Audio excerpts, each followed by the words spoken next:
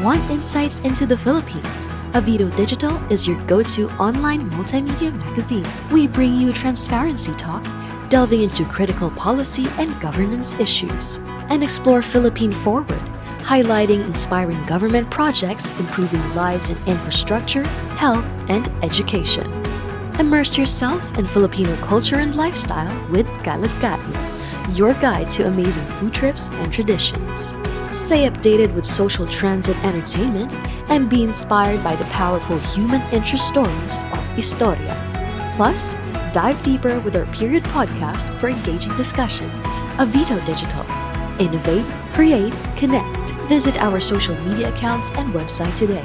For advertising, collaboration, or partnerships, let's connect and grow together.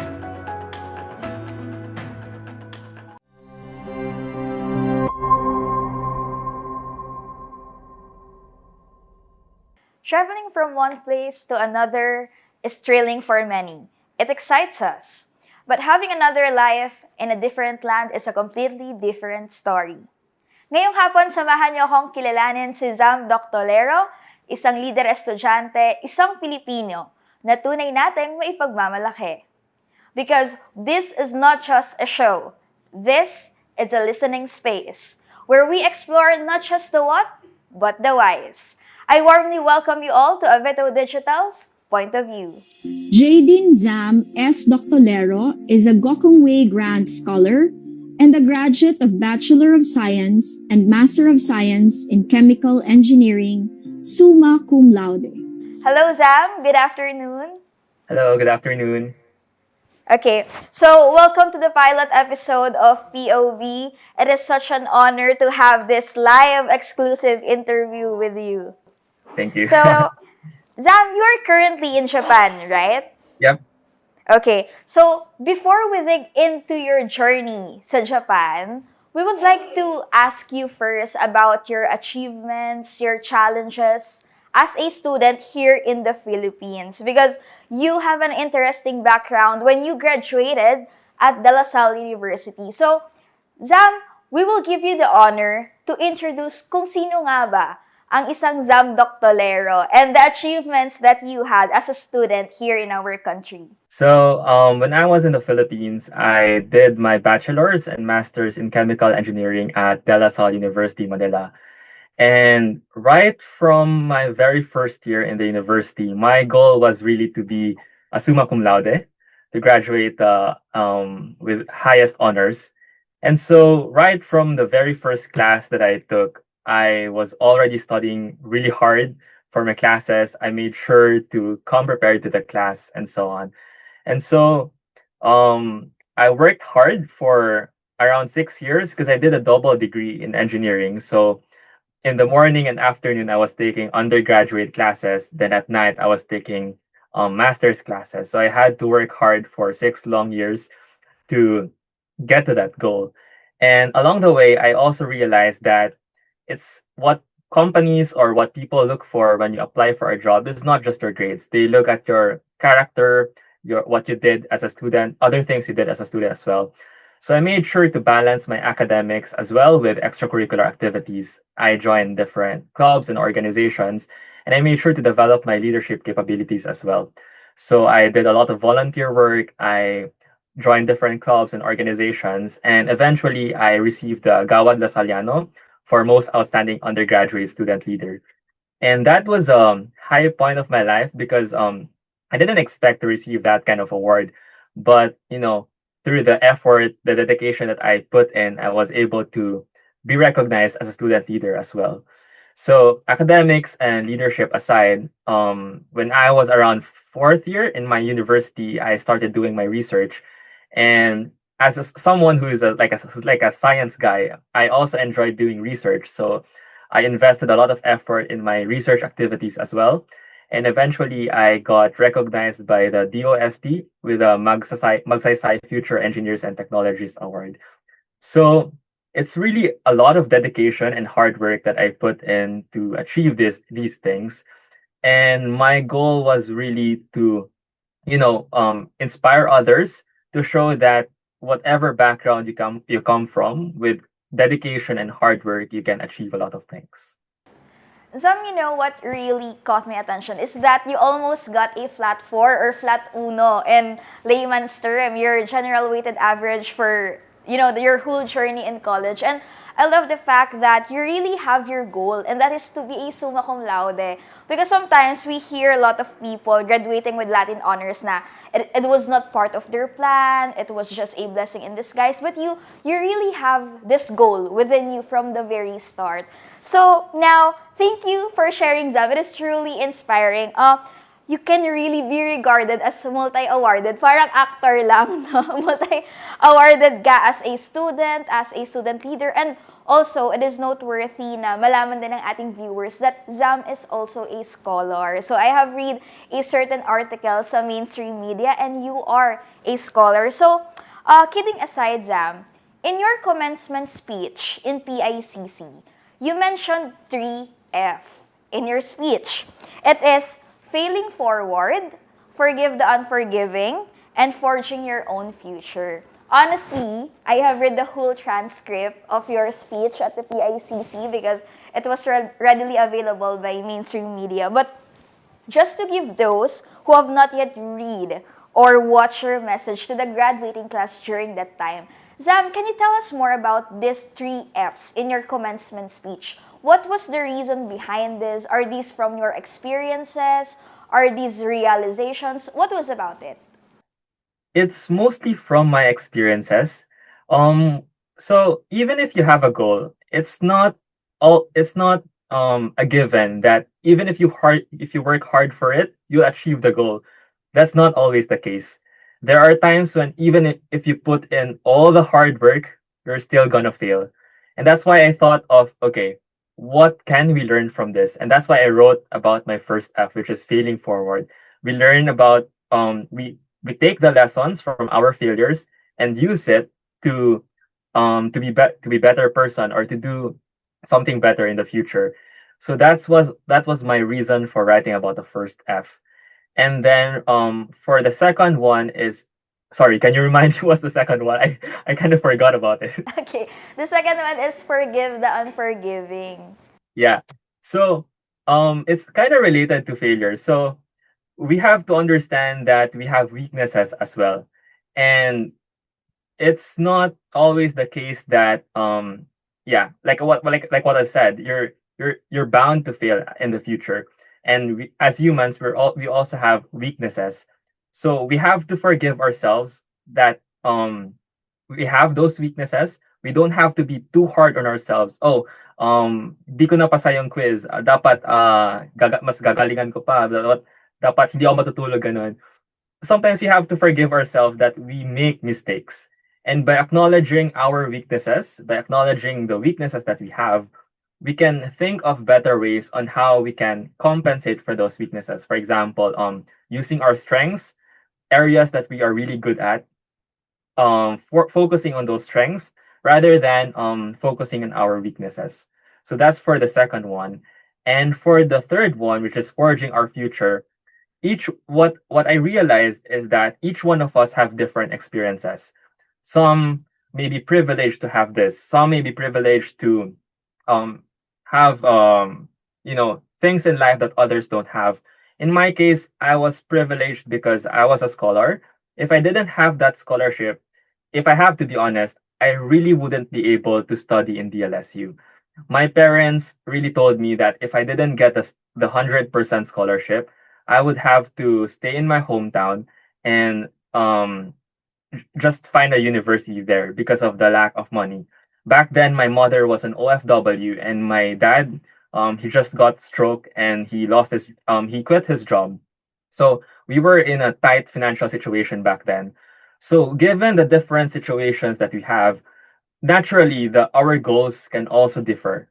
And that's what I thought when I wrote about forging our own future. We don't have to stick to the plan set out by others for us. We have our own life.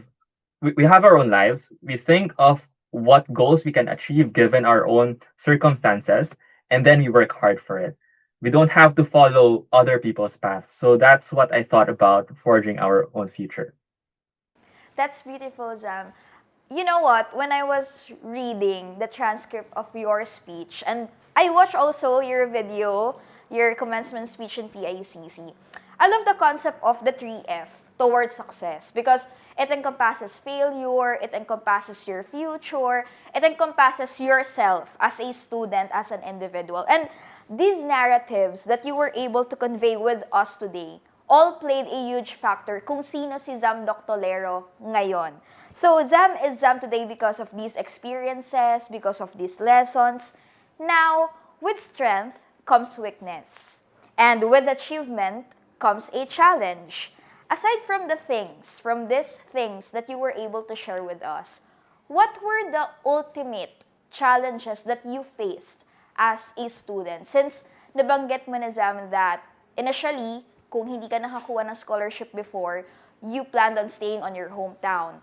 And then, we all know that it is very difficult to find a scholarship here in the Philippines. So, aside from that, what were the ultimate challenges, especially that you are also a student leader? So, considering the situation after I received the scholarship, considering the time that I was already in DLSU, I think the biggest challenge that I encountered was really time management. So, you have that plan and you want to achieve so many things, but eventually you realize that you can't do everything. You have to learn how to prioritize. And there was a point that I was kind of breaking down already because I was doing master's courses at night and I was doing bachelor's courses in the morning and afternoon. So I was like awake from 6 a.m. all the way to 10 p.m. Then after 10 p.m., sometimes I would have to do my homework, study. So it's that continuous cycle. Matatapos ba 'to? Kaya ko ba 'to tapusin lahat? So it really reached a point that I broke down and I just really wanted to give up. But I realized that if I gave up back then, myself who was in first year that time would regret why did I have to do all these things. I wouldn't want to parang ayaw ko makita ng first year self ko na my future self is not able to do all these things or is not able to live up to his dream, or he's a quitter or something. I don't want my past self to think that I am a quitter. So I had to deprioritize. I focused on things that really matter the most. I took away some of the workload. I gave up on some clubs and some organizations. So that was a hard point for me, that I had to sacrifice certain things to focus on my academics, because I realized that the reason why I'm really going to school is the academics. So I had to deprioritize just so I can have more time to focus on what really matters to me. So yeah, the biggest challenge was really knowing how to deprioritize, how to manage my time better, and finding ways that I can have more time for myself. Okay, so it's really a matter of sacrifice. And it's really hard, especially that you have this line of so many goals for you and for your life. So, Zam, it must have been really tough for you to have this journey as a student here in the Philippines. But before we jump into the story of you getting into Japan, of course, we're done with your journey here in our country. We're very much curious about your life in Japan. We will have a short minute break and we will be right back. Elevate your events and content with Avietho Digital. We provide expert live production, video and photo services, alongside comprehensive content writing services, web development, and printing services. We are actively seeking collaborations and partnerships to expand our reach and impact. Visit our website at avietodigital.com. For inquiries, you may contact us via email avietodigital@gmail.com, or you may reach us at 7000-1366 for professional live production, video, and photo services. Get a free quote today. Okay, and we are here again at Avietho Digital's Point of View, and now we are going to unravel Zam's journey in Japan. So, Zam, can you tell us how did it start? Was it a plan? Was it a blessing in disguise? And what were the major adjustments and challenges that you had in Japan? It wasn't really a plan. It's more like risk taking. So when I was in third year in DLSU, there was an exchange program that was offered to us.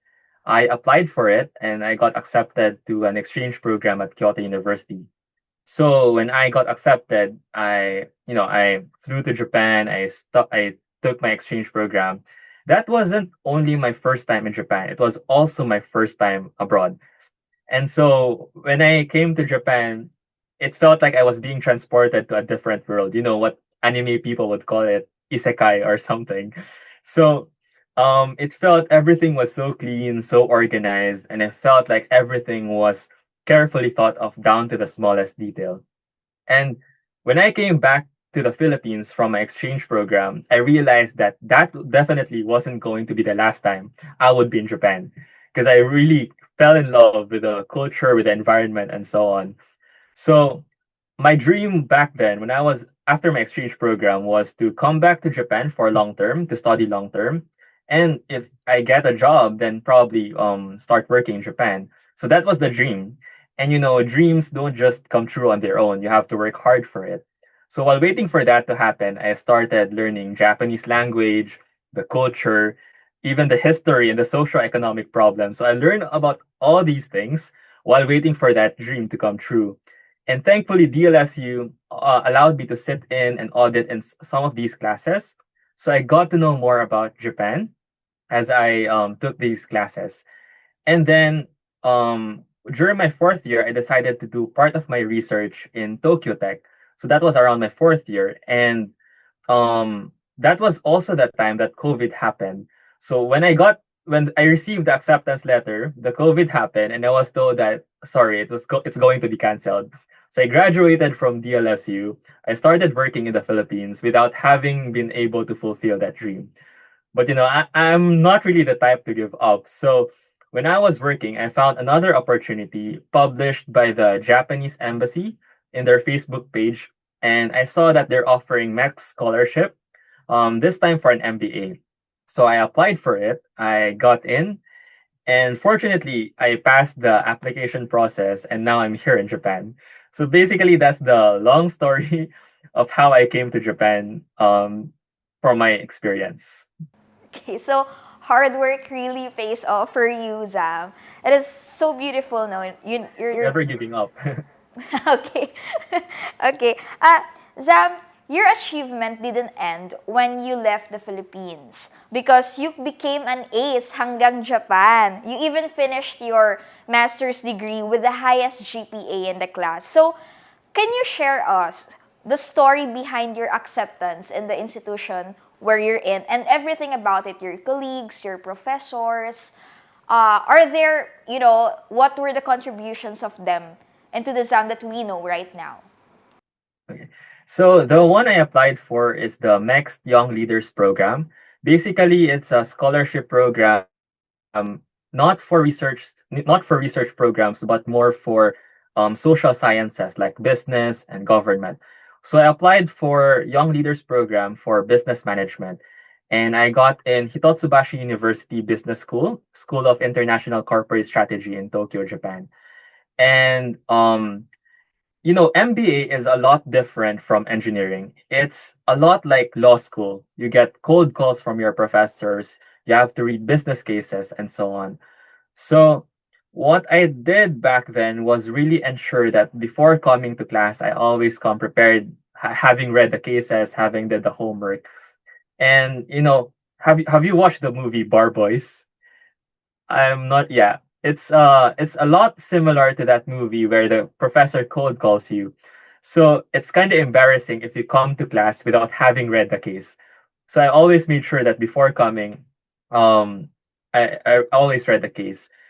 And yeah, I forgot to talk about how I got in. So for the young leaders program, there's basically a paper screening first, and once you pass the paper screening, where they check your work experience, your background, your essays, and so on, you get interviewed by the host institution.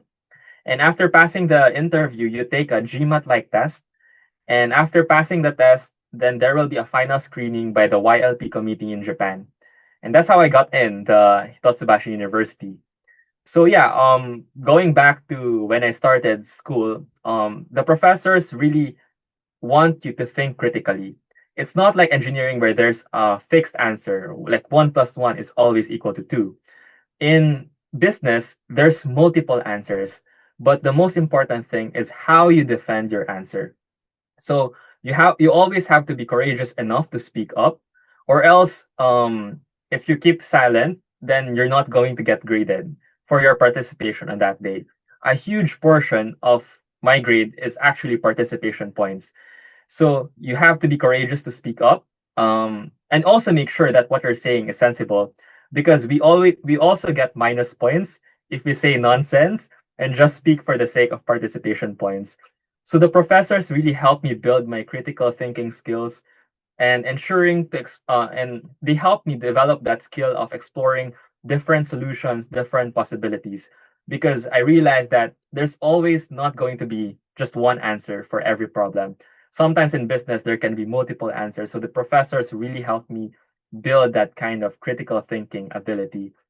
And with that skill that I developed and the habit of constantly coming prepared to class and being courageous enough to speak up, eventually that's what enabled me to get the highest marks in class.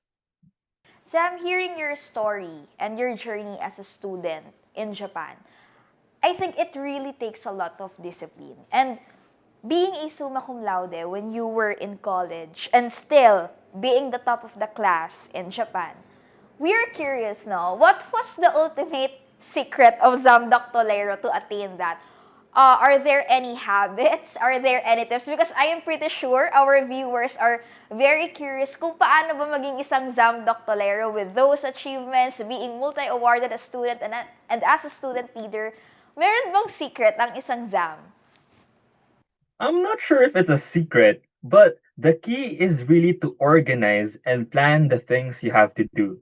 So sometimes professors give you lots of tasks. Sometimes these tasks can range from with a deadline of tomorrow to next week or next month. And I'm the type of person that doesn't dive straight into doing these tasks. I keep a to-do list first of all the things that I have to do. And I make sure to prioritize what's the most important thing that I have to accomplish within the next week, next 2 weeks, and next month. So by making that sort of plan of what you have to do, you're working smart. You're actually thinking, okay, you're ensuring not to waste all your energy into just completing the menial tasks. You're being smart on what you have to accomplish. So it's really that secret of knowing how to organize and plan the things you have to do. You don't dive straight. Think first carefully. What exactly do you have to do? And think if this is really a priority or if this is something that you can do tomorrow. And another thing that probably not many people can do, I think, is try to avoid procrastination. So I'm really the type of person that when I have spare time available, I really ensure to use that spare time to do something valuable. Like for example, reading a business case and so on. When I was in Tokyo, I was fortunate that um my commute going back home and going to school was very peaceful and quiet. So I got to use that spare time to read my business cases, try to do my homework, and so on. So, I know that that may not be very applicable to everyone, but I'm sure that there can be pockets of time where you can use it to more value adding activities. So I suggest you find those pockets of time and see what you can do value adding instead of just scrolling through social media or doing things that don't really matter in the long run. So the bottom line is productivity as well, Zam.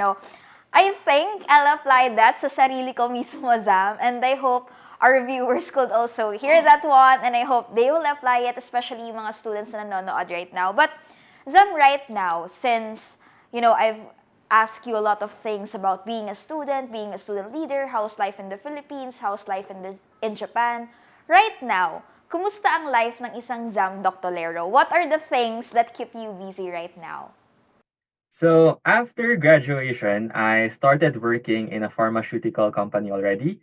And basically, a bulk of my time is spent working like 8 hours a day. So that's what keeping me busy right now. And I wouldn't say it's a stressful job. I really enjoy my job right now because it's a company that really values work-life balance and also prioritize sustainability. So these are the two things that I prioritize as a person. So I get to do projects related to sustainability. I get to lead different kinds of projects. So I find these avenues where I can really grow as a person. So that's why I really enjoy working in the company that I currently working at. Another thing is, apart from my professional life, I still find the time to enjoy with my friends. So right now I live in Osaka, so I've made a few friends here, and during weekends or Friday nights, we hang out. Of course, I also drink. So I find these pockets of time to also enjoy, and basically that's what's keeping me busy right now. Oh, and one more thing. I started going to the gym. So I realized that I've neglected my health during my time in the Philippines. So recently I've been going to the gym, prioritizing my health. So those are the things I've neglected before, but I'm prioritizing it now. Your life is very balanced, Zam. Ano? So, you know what really caught my attention is that you have this work-life balance. Because right now, let's admit it, it is very hard to attain, especially when you have a job here in the Philippines. But seeing that you have that balance in your life right now, I think we are very much happy para sa'yo, Zam. And you know what? I've been hearing these narratives of student achievers, even before, na kahit achievers sila, they have this student life balance. Nabanggit mo kanina that you go out with your friends, you drink with them, you go to the gym for yourself. And I think my takeaway in this part, in this answer of yours, is that despite these achievements, despite the trophies, the medals, it is very important to note that we have a life outside of academics and outside of work. So, Zam, everything is inspiring in this section, in these questions. But, of course, we are nearing to the end of our pilot episode. Hindi namin papalagpasan ang pagkakataong matanong ka kung ano ang mga plano mo when you get back here in the Philippines. And we will be right back in a few minutes for that question.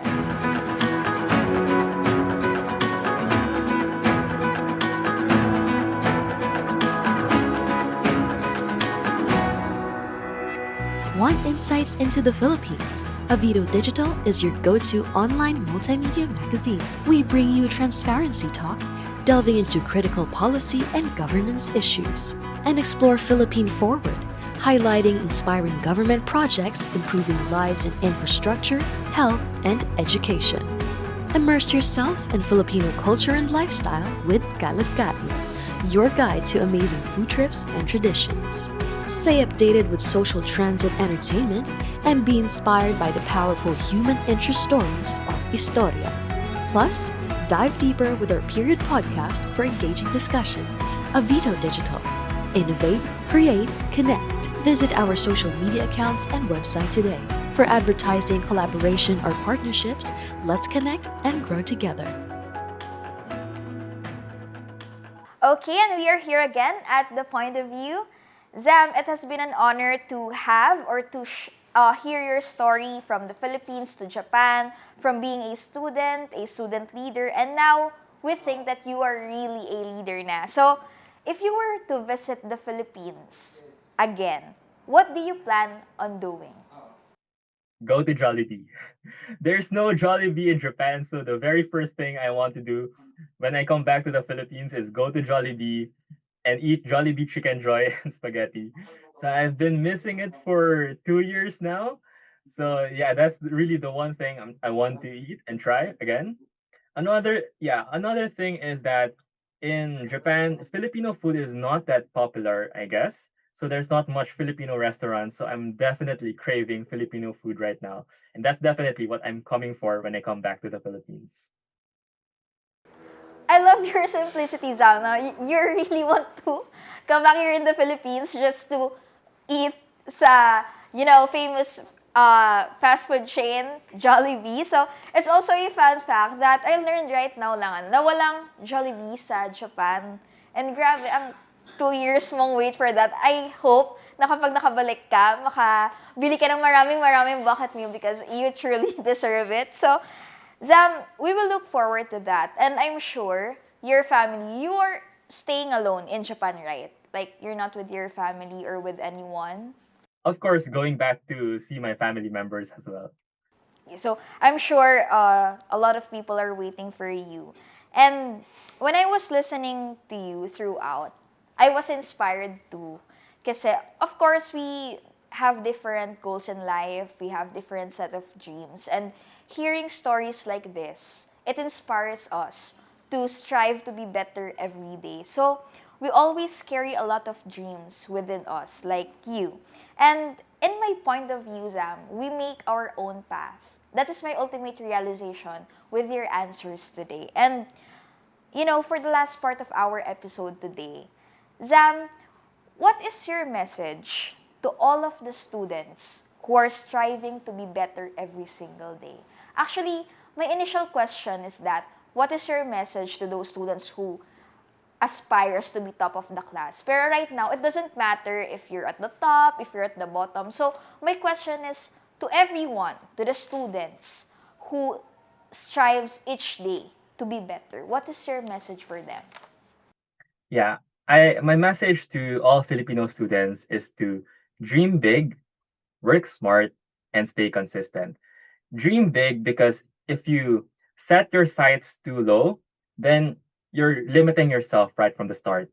Aim high so that even if you fall short, you're still going to achieve great things along the way.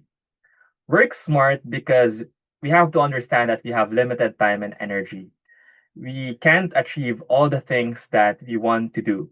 In my case, my professors and peers wanted me to take the engineering board exam and be a top notcher. I've been told, oh, sumayan, magta-top yan. But no, I knew where I wanted to dedicate my efforts, so I didn't take the board exam, and I focused on passing the Japanese language exam instead. So, given our circumstances, we have to know where to really allocate our time and effort. We have to work smart because we can't do all the things here in this world. So we have to learn how to prioritize. And finally is to stay consistent. So I've mentioned a while ago that I've been going to the gym, and I know it can be pretty frustrating if you don't see the results you want to see right away. But by staying consistent, being there not every day, but consistently, you appear task after task, class after class, you get to build the habits and the discipline that will lead you to success over time. So it's that continuous persistence to achieve something, that persistence, that consistency that will really lead you to success. So once again, dream big, work smart, and stay consistent. Wow. Another 3, katulad ng commencement speech ni Zam. Thank you so much, Zam. That is so beautiful, having this pilot episode with you. I mentioned it a while ago before the start of this show, is that it is truly an honor. It is a privilege to have this talk with you, and I am truly inspired by your story. And from Avietho Digital, Zam, we thank you for sharing your story with us, for being an inspiration for many, and for bearing the Philippine flag wherever you go. And thank you, Zam. Thank you so much. Thank you. Once again, I am Ricky, and it has been a wonderful pilot episode of Avietho Digital Point of View. Voices that lead, stories that inspire.